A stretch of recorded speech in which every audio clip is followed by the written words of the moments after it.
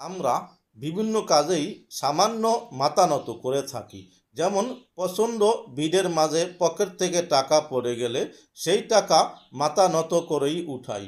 ঘরের দরজার শিকল যদি নিচের দিকে থাকে তাহলে মাথা নিচের দিকে নিয়েই শিকল খুলি।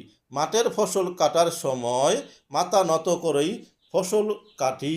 এমনকি স্বাভাবিক দৃষ্টিকোণ থেকে সালাতের সময় আমাদের মাথা হয়তো ওয়ালের দিকে অথবা সামান্য মুসল্লিগণের পেছনে নত হয়। সেই বলে কি আমরা ইট পাথরের ওয়াল অথবা ওই সামনে থাকা মানুষকে সিজদা করি?